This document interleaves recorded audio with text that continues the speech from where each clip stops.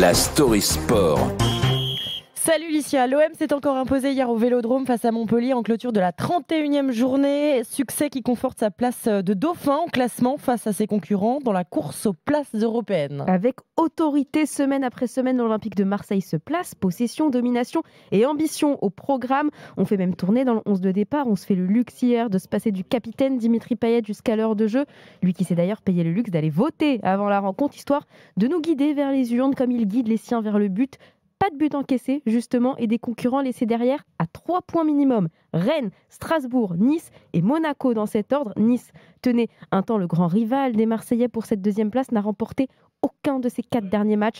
Tombé hier contre Lens, a été content Christophe Galtier. Une équipe de Nice où il y avait des gens qui sont venus ici en touristes. Vous dire ce qui se passe dans la tête des joueurs ou de certains joueurs, je ne le sais pas. Vous dire que j'ai honte, je ne serai pas loin. On a jeté comme ça en pâture un match, comme à la SNCF, on a décroché le wagon. J'ose espérer qu'on n'est pas en train de jeter à la poubelle les 8 mois que nous avons fait.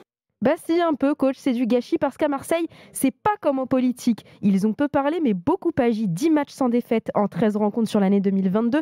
Près de 2 buts inscrits par match. Pas mal à cette journée de la fin et à une semaine de ce qui est un peu leur second tour au Phocéen. Le classique face au Paris Saint-Germain, les leaders à 12 points.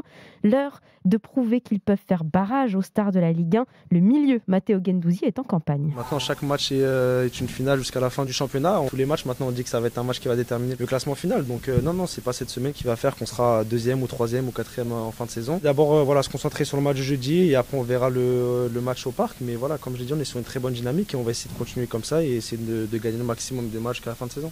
Oui, jeudi, parlons-en, les Marseillais sont candidats à une demi-finale d'Europa Conference League, en plus d'être bien placés désormais pour se qualifier en Ligue des Champions. C'est qu'à l'œil du bon, cette élection de Sampaoli à la tête du club, au moins une qui ne déchirera pas le peuple cette année. Ouais, bravo Licia, qui a réussi à raccrocher ce podium de la Ligue 1 et cette fin de saison des Marseillais. Je suis presque un peu jaloux des Marseillais, je veux dire, en tant que supporter parisien. Et tu as raison. Ils ont une fin de saison passionnante, ils ont un printemps européen, une fin de saison en Ligue 1 avec du suspense. On les avait pas vus venir, tapis dans l'ombre, et bam, ils sont là et ils sont deuxièmes et ils confortent leur place semaine après semaine. Ils seront face au PSG bientôt. Oui, la semaine dimanche. prochaine, oui. Il y a plus d'enjeux côté marseillais que parisien pour ce classique, même si ça reste un classique. Donc il y aura de l'enjeu et de l'attention quoi qu'il arrive et vous allez le vivre.